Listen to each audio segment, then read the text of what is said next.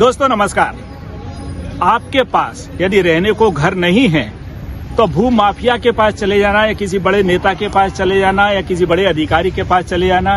अवैध कॉलोनियां धड़ाके से ग्वालियर शहर में धड़ाके से कट रही हैं। डायरेक्ट और इनडायरेक्ट में जो अपने बड़े बड़े नेता हैं और बड़े बड़े अधिकारी हैं, उनके जो पूरे जो पीछे की फौज है, वो फौज यहाँ तक कि सरकारी जमीनों को भी धड़ल्ले से बेच रही है। बशर्ते आप में यदि कुव्वत है, आप में यदि ताकत है, तब उनके पीछे लग जाइए और ये आपको एक प्लॉट क्या, ये आपको 1 बीघा भी जमीन छोड़ के दे बगेंगे। लेकिन दुर्भाग्य यह है कि ये आपकी जमीनों पर कब्जा कर रहे हैं, सरकारी जमीनों को खा रहे हैं, बेच रहे हैं। ये है हमारी सरकार के नुमाइंदों का खेल, अधिकारियों का खेल। और जब भी कार्रवाई होती है अवैध कॉलोनियों पर, केवल दिखावे के लिए होती है। शायद अधिकारी और नेता बयान देते हैं कि नहीं होना चाहिए, लेकिन उसके बाद भी धड़ल्ले से हो रहा है। आश्चर्य और अजूबा तब होता है जब सरकारी जमीनों को बेच खा जाते हैं। फाइलें चलती हैं, कोर्ट में मामले पहुंचते हैं, गोल मोल यहाँ से जवाब देते हैं तो अधिक ऊपर से फैसले भी उसी प्रकार से होते हैं। अब ऐसे सरकारी जमीनों का बंदरबाट हो जाएगा, तब इस पे आंगनबाड़ी कहाँ बनेगी, स्कूल कहाँ बनेगा, खेल का मैदान कहाँ बनेगा? कहीं नहीं बनेगा। तब आप कहाँ जाओगे? ये नेता ऐसे ही और अधिकारी, बड़े अधिकारी ज्यादातर ऐसे उसमें संलिप्त होते जा रहे हैं। अब सोचना आपको है, फैसला आपको लेना है कि आप बोल पाओगे, और नहीं बोल पाओगे तो इस तरह से ये आपको लूट के चले जाएंगे। अच्छा, अवैध कॉलोनियों का मामला है, कलेक्टर भी संज्ञान में ले रहे हैं, सूची भी नगर निगम को भेजी है और अवैध कॉलोनियां नगर निगम सीमा में बहुत तेजी से बढ़ रही हैं।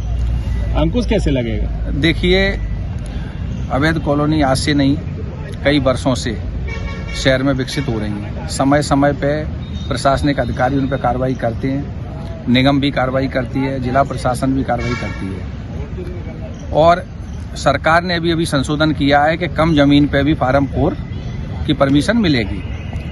तो निश्चित तौर पे मैं तो इस अवसर पे ये भी कहूँगा कि अगर अवैध है तो कार्रवाई होती है और होगी, और अगर सही है तो कहीं कोई दिक्कत नहीं है।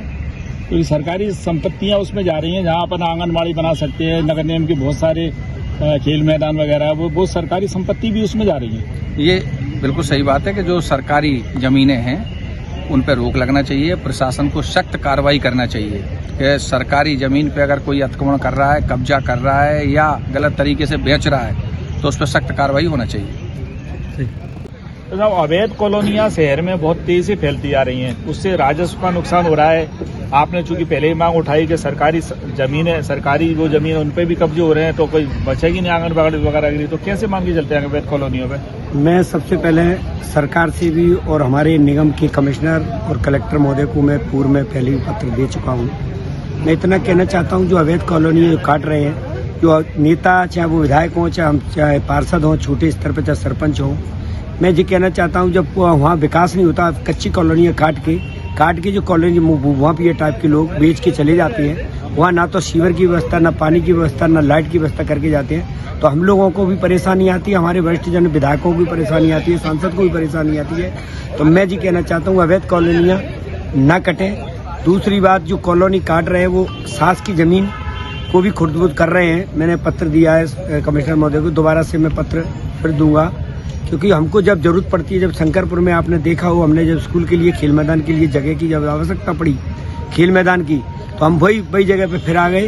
तो आपके पत्रकार महोदय का भी धन्यवाद देता हूं कि उनने, आप लोगों ने भी सहयोग किया, वहाँ के शंकरपुर के टीचरों ने भी सहयोग किया, और फिर हमने वो जगह राजस्व पटवारी से नब्बा के तहसीलदार महोदय तोमर साहब ने भी मदद करी, तो उनने सब लोगों ने राजस्व में मदद करी। तो उसमें हमें 1 बीघा जगह सास की मिली, जिससे बच्चों के लिए खेल मैदान बनना है, और वहाँ सुंदर स्कूल बन गया है, बाउंड्री वाल भी हो गई, ये गेट लग गया है। तो ऐसे ही मैं आपसे ये कहना चाहता हूँ कि जो सास की जमीनें जितनी भी हैं, कमिश्नर महोदय आपके माध्यम से कहना चाहता हूँ, कमिश्नर महोदय को भी, कलेक्टर महोदय को, सरकार को भी, कि जितनी भी सास की जमीन है वो सास की जमीन को बचाएं, और सास की जमीनों के लोग, भूमाफिया टाइप के लोग बेच रहे हैं, उनको भी रोकें, और जो जगह और जो कॉलोनी वाले काट रहे हैं, जो अवैध कॉलोनी, उनको भी रोकें। इससे हम लोगों का भी परेशानी ना हो और हमारे विधायक सांसदों को परेशानी न हो, क्योंकि हमको जब विकास नहीं होता तो हमसे लोग, जनता आके हमसे कहती है विकास नहीं हुआ, कॉलोनी में काट के चले जाते हैं। इसलिए मेरा अनुरोध है,